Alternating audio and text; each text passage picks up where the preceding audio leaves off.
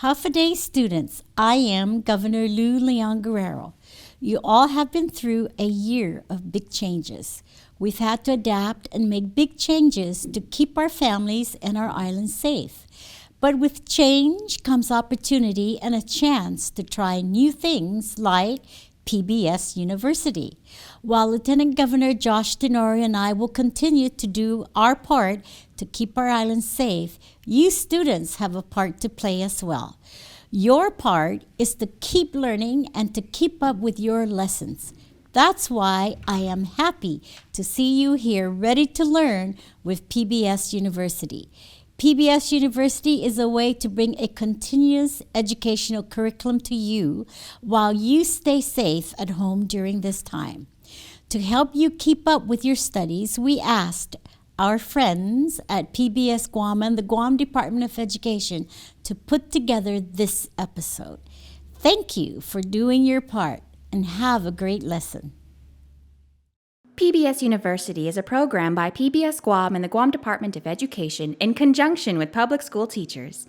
These lessons are created to provide both parents and students with a unique educational experience while helping students to continue learning at home. PBS University, next on PBS Guam.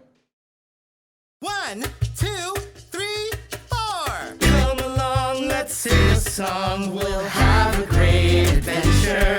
Today's the day, let's learn and play. We'll have a great adventure. Numbers, letters, science things, all that we can do.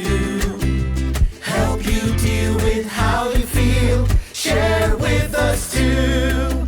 It's super cool and just like school, our awesome learning adventures. So grab a friend, the fun will end. Our awesome learning adventures. Awesome learning adventures with PBS University.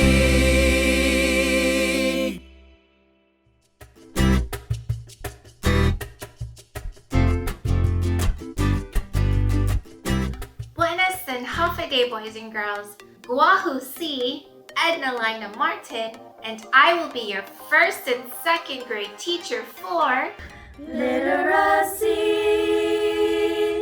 Today is such a fun topic because I get to celebrate Ms. CHamoru with you while teaching you a new skill.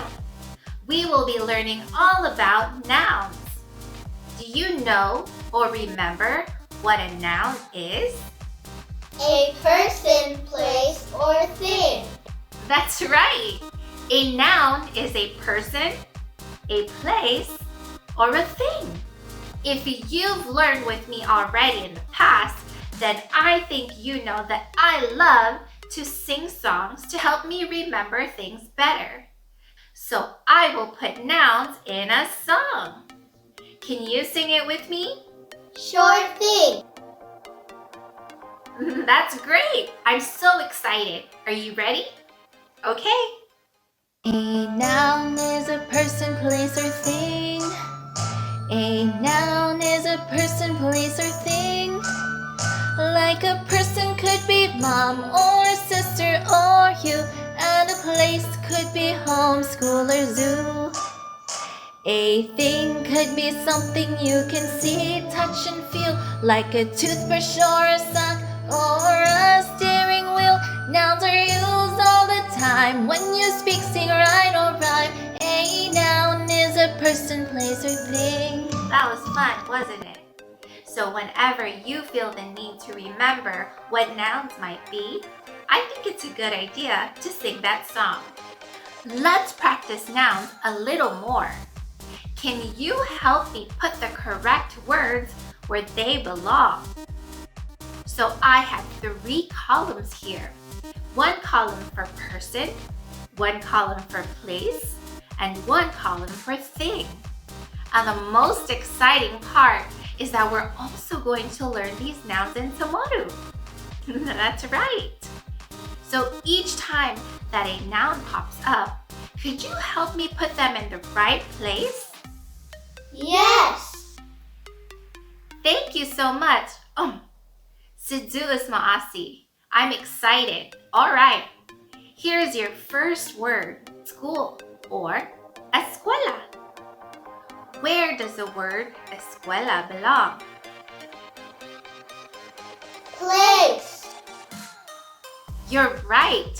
Escuela or school is a place. Good job. The next word is nona or mom. Where does the noun mom or nona belong? Person. Good thinking. You're right. Nona or mom is a person. Your next word is fogun or stove. Can you think about where the word stove or fogun belongs? Thing. That's right. Stove or fogun is a thing. Your next word is television or in CHamoru, telebikbik. Where does this word television or telebikbik belong? You're still thinking? Thing. That's right. Television or telebikbik belongs in thing. You are so good at this. Your next noun is teacher or, like me, maestra. Where does this noun belong? Person. Right again. Maestra or teacher belongs under the noun person. The next word is house or guma. Where does the word guma belong? Place. That was easy, wasn't it? House or guma is where we always are.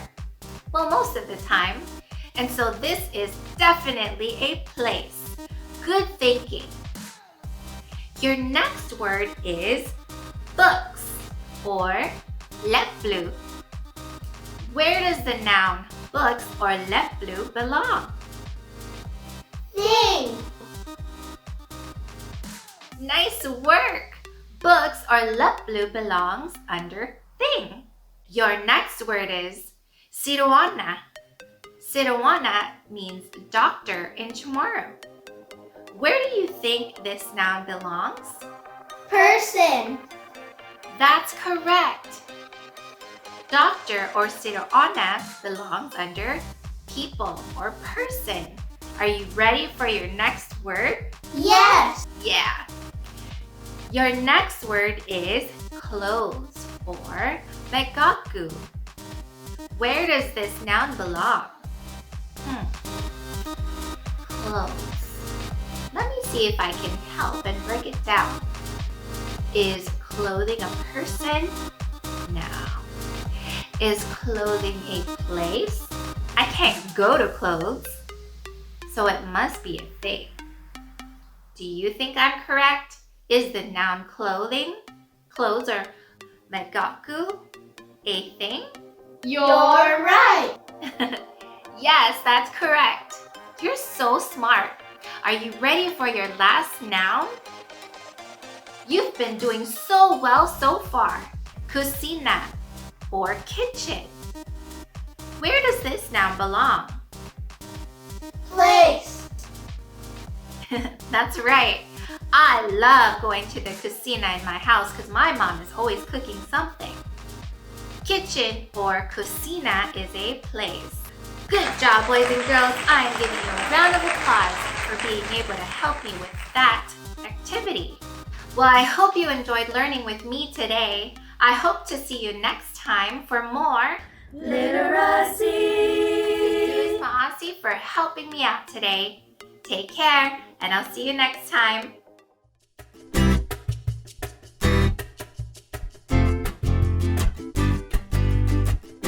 Hafa friends! My name is Miss Blancaflor and I will be your math teacher for 1st and 2nd grade.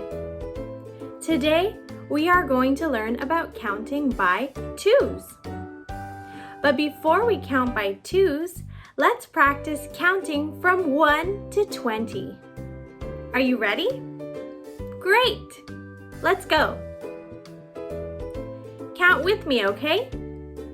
1, 2, 3, 4, 5, 6, 7, 8, 9, 10, 11, 12, 13, 14, 15, 16, 17, 18, 19, 20.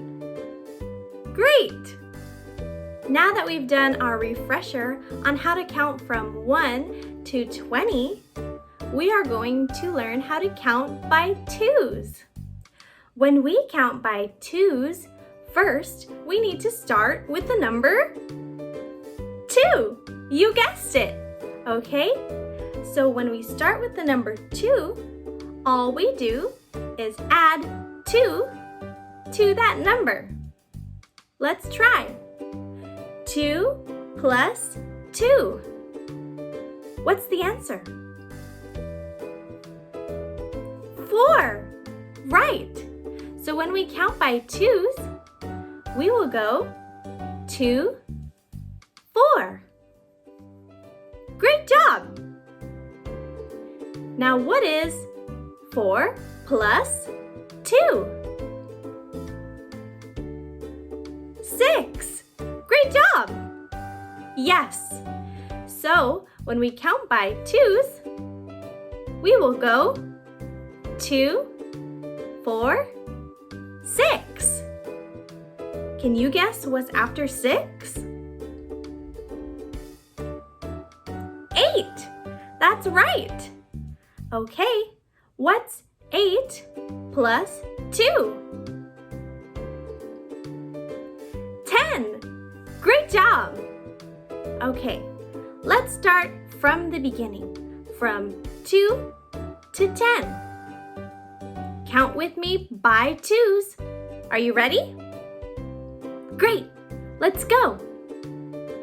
2, 4, 6, 8, 10. Great job! We're halfway there, friends. Are you ready for the last half? Awesome! Let's go. So we left off with the number 10.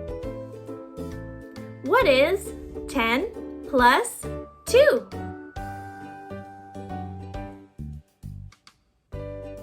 12. That's right. So after 10 will come 12. What's 12 plus 2? 14. You're so smart. So after 12 comes 14. What's 14 plus 2? 16. Right. So after 14 comes 16. What's 16 plus 2? 18. Right. So 18 comes after 16. Last one. What's 18 plus 2?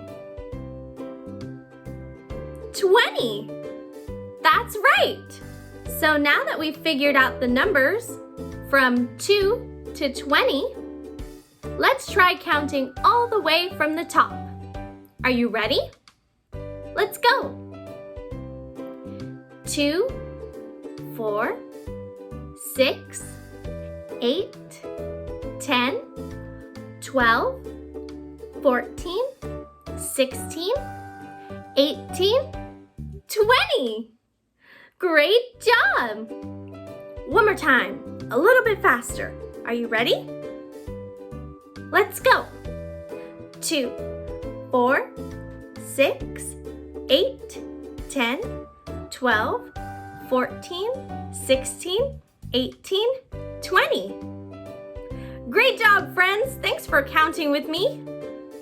Let's see if we can use this in practice. I'm going to show you some pictures of some flowers. let's count how many flowers there are by twos. Are you ready? Let's see. Look at all those pretty flowers. Let's count together, okay? Start with 2. I will group them up as we go. Ready? 2, 4, 6, 8. How many flowers are there in total? 8. Great job! All right, let's try another. Let's count how many pencils there are by twos. Are you ready? Let's go. 2, 4, 6, 8, 10, 12. Great job! Let's do one more. Are you ready? I'm going to show you a picture of some seashells. This one's a lot. Are you ready? Let's try. How many seashells are in this picture? Let's count by twos. Let's go. 2, 4, 6, 8, 10, 12, 14, 16, 18, 20. Wow, that's a lot of seashells, friends. Were you able to count to 20 with me? Great! All right, let's do a refresher. Let's count from 2 all the way to 20 one more time. Ready? Let's go. 2, 4, 6, 8, 10, 12, 14, 16, 18, 20. Great job! Now you know how to count by twos. Counting by twos is very helpful, especially when you're counting lots of things. It helps shorten the amount of time you take to count all of them. If we counted from 1 to 20, it would take longer than if we counted by twos. So here's my challenge for you, friends. Go around and count some things around your house by twos. Maybe you can start by counting how many shoes you have by twos. Start there and keep practicing. I'll see you in the next video, friends. Adios and goodbye.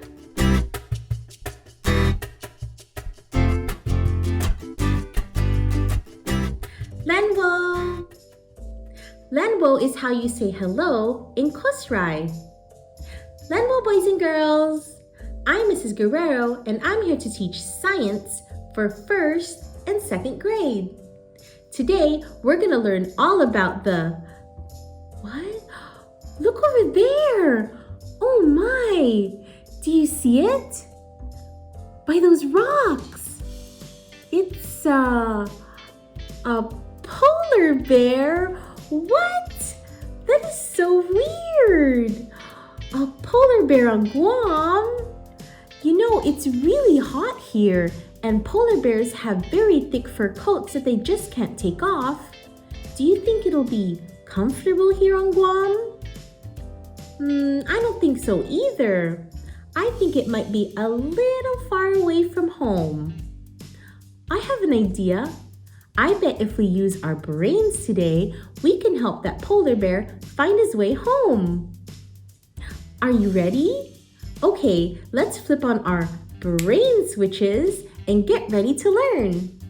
But before we help our bear friend, let's learn all about animal habitats. Can you say habitats? Good job! What is a habitat, you ask? Well, every wild animal has a special place to live. The place an animal lives, or the creature's address, is called its habitat. everything found in nature, even us human beings, live in a habitat.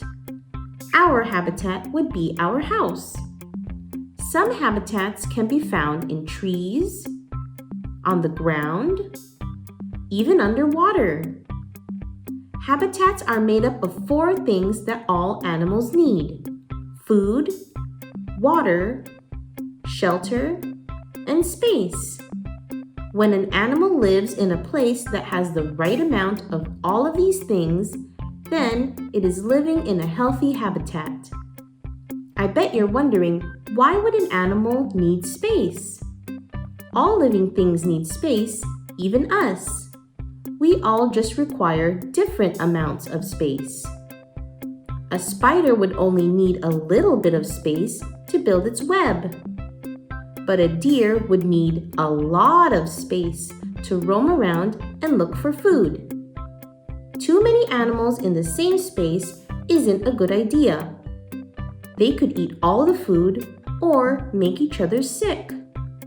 So having a certain amount of space is important to animals just as food, water, and shelter. There are lots of different animal habitats found around the world. Today, let's explore 3 different kinds: rainforest, desert, and Arctic. I wonder which one our polar bear friend lives in.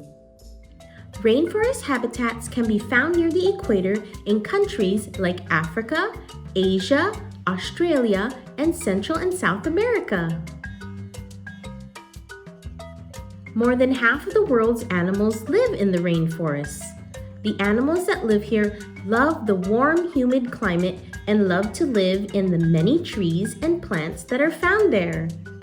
Some of these animals include snakes, toucans, bright-colored tree frogs, sloths, and Bengal tigers. Do you think this is the place for a polar bear? No, I don't think so either. Desert habitats are usually places that don't get very much rain and are very, very dry. Most of them can be super hot during the day and then cold at night. Animals that live here can survive in this type of habitat. They have adapted to this type of climate. Adapted means to change your behavior so that you can survive in a certain place. They can go without water for long periods of time, or they have ways to store water to keep them alive. Some of these animals include camels, meerkats, fennec foxes, and scorpions. Do you think the polar bear lives here? Nope, not here either. Arctic habitats can be found at the top and bottom of the Earth, at the North and South Poles, and even in the Arctic Ocean. It's very cold there because there's lots and lots of snow and ice. Brrr! The animals that live here have adapted to the extreme cold weather. They have thick fur and layers of fat around their body to help keep them warm and happy. Some of these animals include Arctic foxes, emperor penguins, harp seals, and orcas. Most animals there are also the same color as the snow to help them hide from the other animals that want to hunt them. Hey, do you think our polar bear friend lives here? Yeah, he does! Yay! Aw, look, he's back where he belongs, in his Arctic habitat. He looks so much happier there. Thanks for helping him, boys and girls. Okay, boys and girls, let's review. Habitats need to have the right food, water, shelter, and space so that animals can survive and raise their babies. Different animals need different habitats to meet their specific needs. And what are the 3 different habitats that we learned about today? Rainforest, desert, and Arctic. There are lots of other habitats found all around us, and it doesn't always have to be a big place like a rainforest. It's wherever an animal has all that it needs to survive. My family and I went exploring around our house and found some. This old tree trunk is a habitat for these ants. And this little cocoon is a habitat for the itty-bitty worm inside.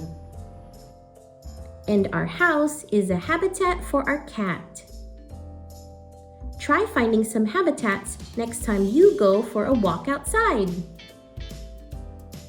I had so much fun learning with you today. I hope to see you next time, but in the meantime, always remember, work hard and be kind. I'll see you later. Bye! Hafaday students, welcome to PBS University. My name is John Fernandez, and I'm the superintendent of the Guam Department of Education. These PBS University lessons are made to help you to continue learning. The teachers here prepared fun lessons on science, character education, math, English, and more, and they made it for you, the students of Guam. We're very grateful to them for their instruction. We're also thankful for you students, parents, and guardians who are watching. Remember, stay safe and healthy, and we'll see you soon in the next school year. Thank you.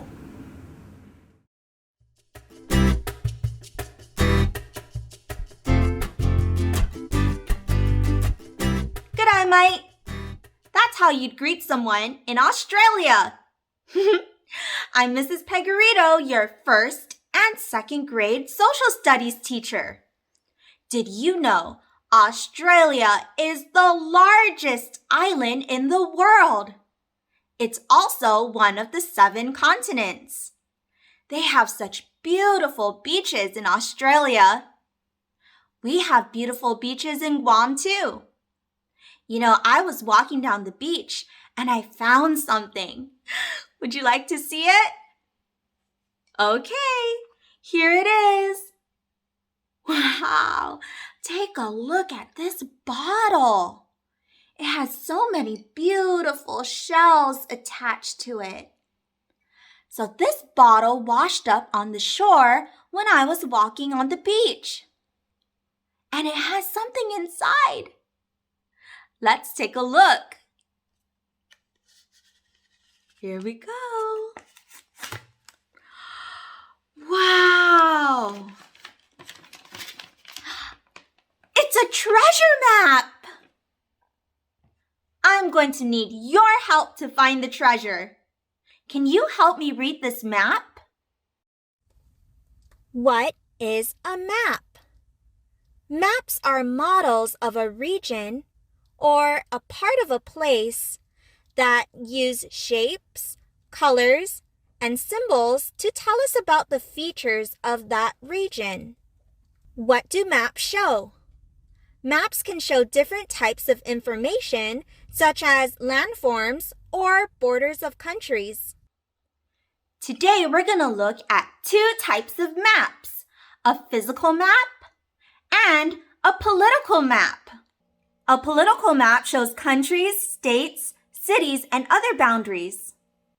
A physical map shows landforms and natural features of the earth. Landforms like mountains and valleys change over time. That means that maps change over time too. Let's look at some features of the Earth's surface. See if you can identify these landforms. Maps show landforms and natural features of the Earth's surface to guide travelers. You can use a map if you get lost or if you are trying to find the fastest way to a new place. You could also use a map to learn about weather or geography. Around the world, there are different bodies of water. There are lakes, and they're all different sizes. Lakes are bodies of water that are surrounded by land on all sides. There are also rivers that flow from place to place. Rivers may flow through the land.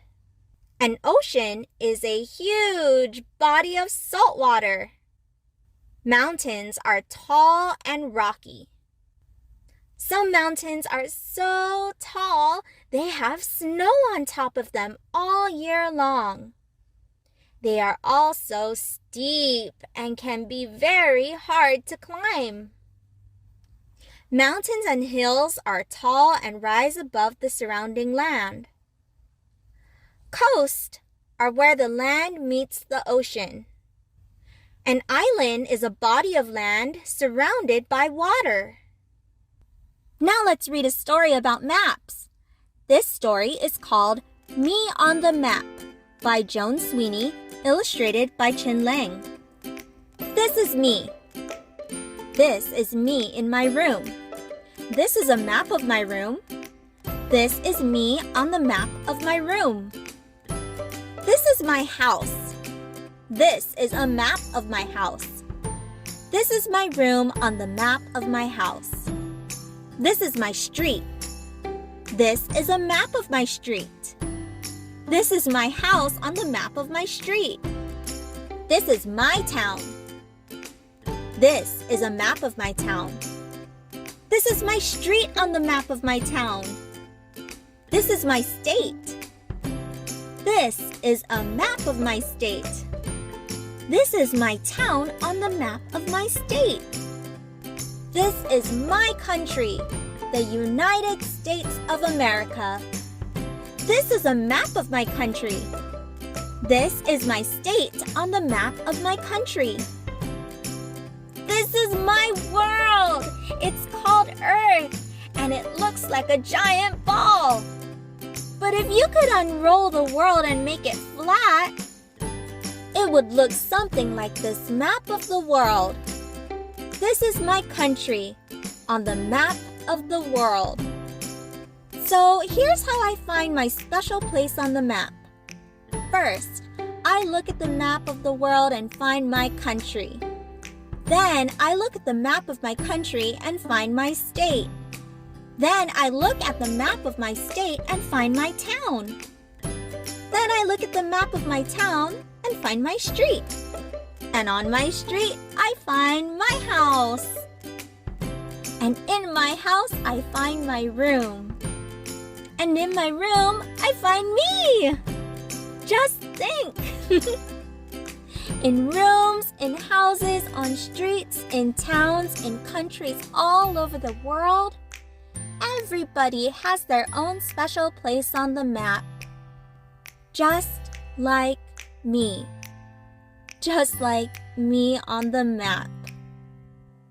Let's take a look at our treasure map. Do you see the map key? It's labeled with colors. Blue represents water, green represents forest, and brown represents mountains. Now all we have to do is follow the dotted line to get to the treasure. We'll start here. We go up through the mountains, down to a body of water. This looks like a lake. Through the forest, around another forest, and X marks the spot. All right, boys and girls, were you following along? I think we found the treasure. Thank you so much, boys and girls. You helped me read the treasure map. We learned about the different types of maps, physical and political map, and we learned about all the types of landforms we can find on a physical map. And now, because we were able to read the treasure map, we found gold! I'm rich! I'm rich! Hey! This is chocolate! Oh well, delicious! I'll see you next time on PBS University. Bye-bye!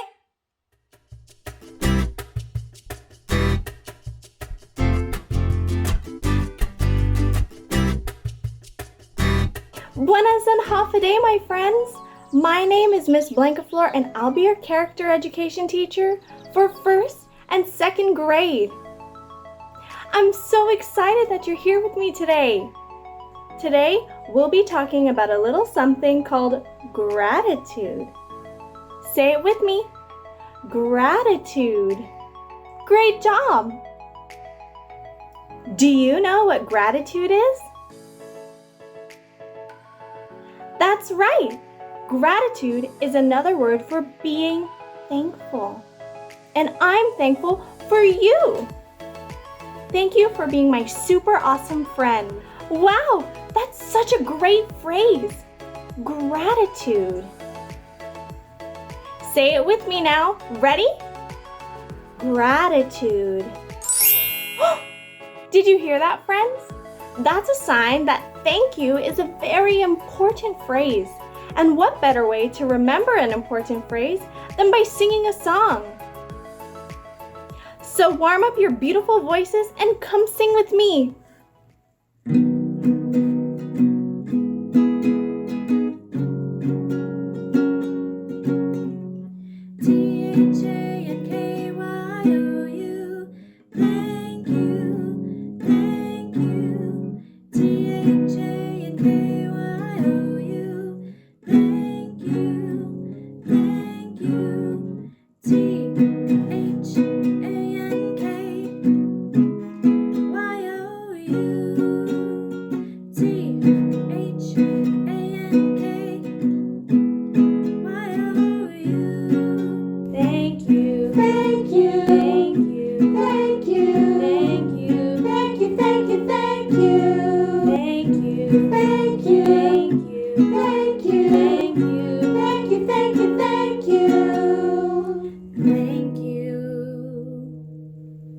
Wow! You have such a great voice. Thank you for singing with me. Oh, I did it again. I showed my gratitude to you for singing along with me. Let's say that word again so we don't forget it. Gratitude. Your turn. Awesome. Thanks for being a great listener too. How about you, friends? Do you know why saying thank you is important? Showing gratitude will not only make you feel good, but it'll also make those around you feel good. It lets them know that what they did or said was helpful. It also lets them know that you appreciate them. That leads me to my next question. Do you know when to say thank you? I have a special guest friend who will help me show some examples of situations where we should say thank you. Meet Arctic. He's a penguin from the North Pole. Hi, Arctic. Hi, Miss Blankafleur. It's so good to see you. It's so good to be here. Thank you for having me. Thank you for joining me. Are you ready to show some situations where we say thank you? Yep, I'm ready. Let's go. All right, say we're in the kitchen and I'm making some food. I might say, hey Arctic, could you get me some pepper? Sure. Where is it? Right next to the salt. Got it. Here you go. Thank you. See how Arctic helped me and I showed my gratitude by saying thank you? Let's try another situation. Let's say we're in school and our teacher told us to write our name in our notebooks. And I forgot my pencil. I might say, hey Arctic, do you have an extra pencil I could borrow? Of course. Here you go. Thanks. Did you see how I showed gratitude to Arctic for letting me borrow his pencil? Instead of saying thank you, I said thanks. It's a shorter word, but it means the same thing. Your turn. Say it with us. Thanks. Great job. Let's do one more. What do you say? Arctic, when have you said thank you? Remember that one time we went to a restaurant and I ordered chocolate ice cream? Oh yeah, I remember that. You love chocolate ice cream. Well, when the lady finished taking my order, I said thank you. That is kind of you for showing gratitude to the lady for taking your order. I always want people to know that I appreciate their help. Now, Arctic, what are you supposed to say to someone after they say thank you? Oh, that's easy. When someone says thank you, I say you're welcome. Does that sound familiar to you, friends? Yes, you're welcome is what you say back to someone when they say thank you. Say it with me. You're welcome. Awesome. You know, I've heard those words before from one of my favorite characters. Can you guess who it is? Here's a hint. Oh, I know that guy. Yep, it's Maui from Moana. Do you remember his song, Arctic? I think it goes a little something like this. What can I say except you're welcome? Yep, that's it. So remember, friends, when someone says thank you, you say you're welcome. Say it with me one last time. You're welcome. Right, you guys are so awesome. Well, thanks for learning about gratitude with Arctic and I. We'll see you later, and remember, always say thank you, and say it with a smile. Smiles make everything better. All right, adios and goodbye, friends. See you later.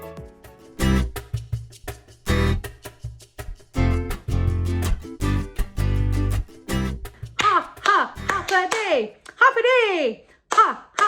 a day. Ali, half a day, my PBS friends, and Ali. Ali also means hello or half a day in Palawan. Guahu si Senora Bobby.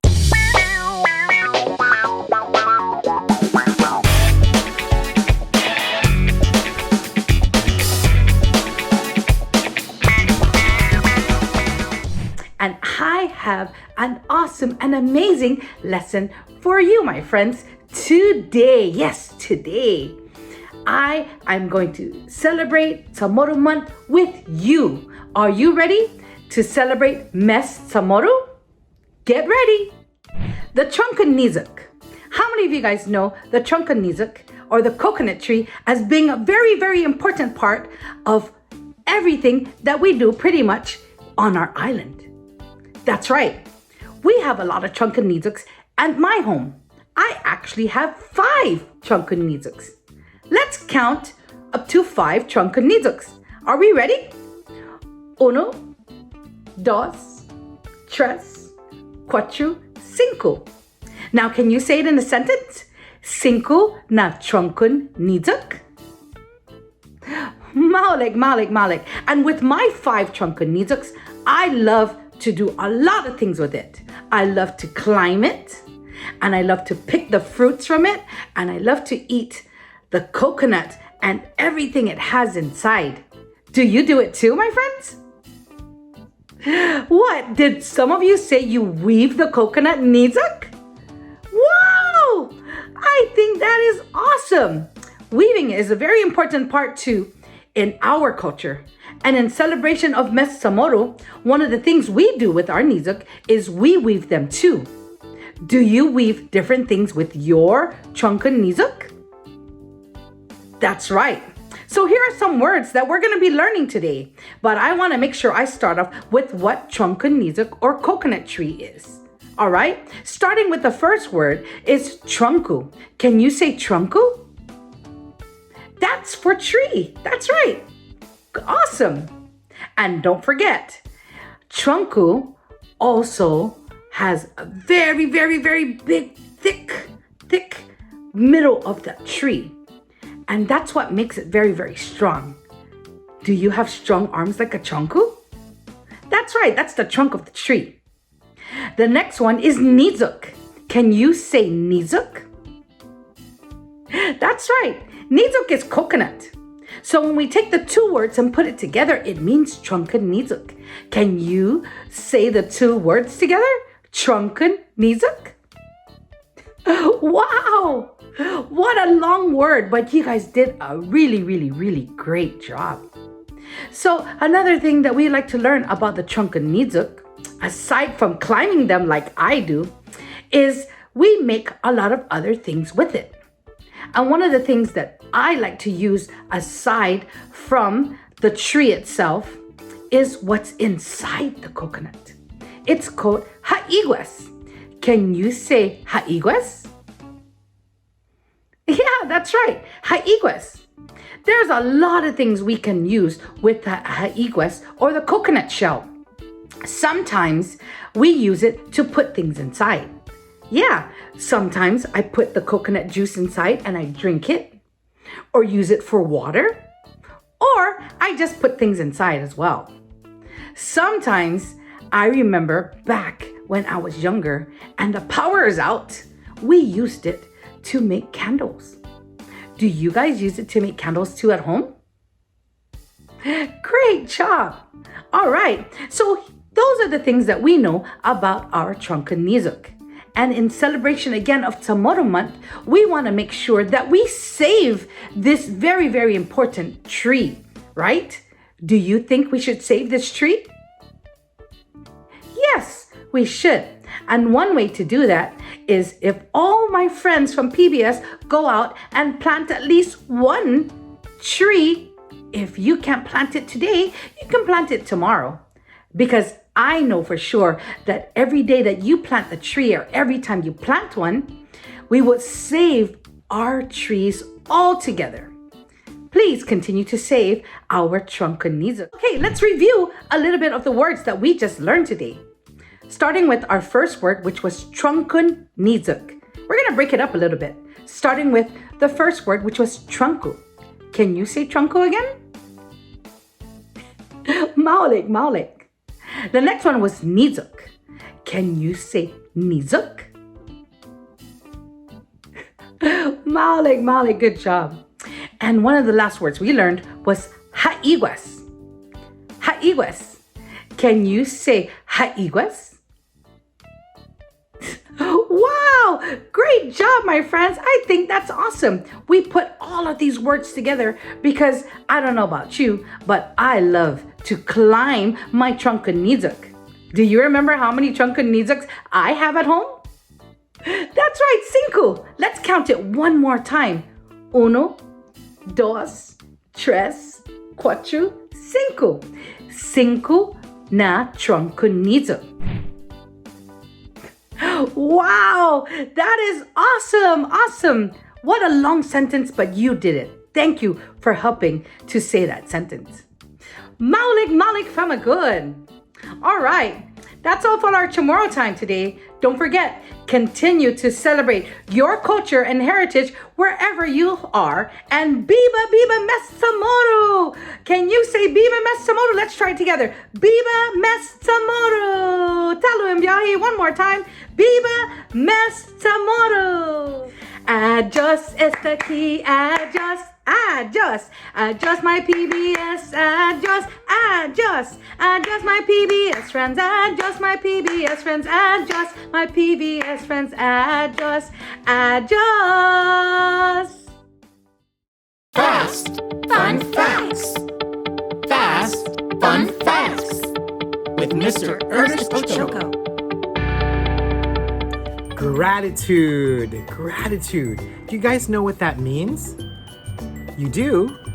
Well, for those of you who don't know what it means to be thankful. And Thanksgiving just passed a few months ago, right? Now it's up to us to remain thankful for the rest of the year. So for our diversity word today, in today's Fast Fun Facts, with me, Mr. Ernest Ochoco, we're going to learn how to say thank you in different languages. And we're also going to talk about how we can say thank you, but not in words, maybe in actions. Okay, so our diversity word today is 谢谢. Say that with me. 谢谢. That means thank you in what language? If you said Chinese, you're right. What are the other languages that you can say thank you in? I can say thank you in Japanese. Arigato. Say it with me. Arigato. Very good. How about in CHamoru? Sidzuus maasi. Sidzuus maasi. How about in Tagalog? Salamat po. Salamat po. And, of course, we've got Korean. Kamsamnida. Kamsamnida. Good job, everybody. Very, very, very good. Now, what are some other ways that we can say thank you to someone without saying any words? Well, we can also use sign language. That's thank you. Now, you can also show thanks without using words by giving someone a hug. How about throwing someone a kiss? Mwah. Or even writing someone a letter or making them a picture. Those are some ways that you can say thank you and show gratitude throughout the year. And that's another fast fun fact with me, boop, Mr. Ernesto Choco. Remember, it's always important to show gratitude because it makes you remember what you're blessed to have and to even bring in more. That's right, because you've got positive energy. So, 谢谢, arigato, sidzuas maasi, salamat po, kamsamnida. Bye, everyone!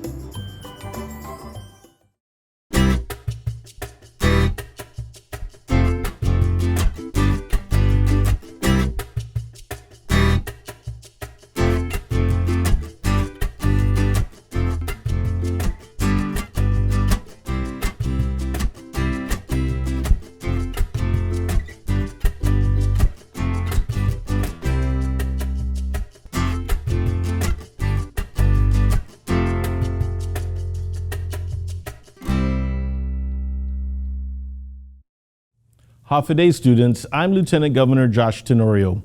For more than a year now, you all have continued to wash your hands and watch your distance from others, and you've done a really great job wearing your masks. We know your parents and guardians have helped you to make these changes to keep yourself and your community safe.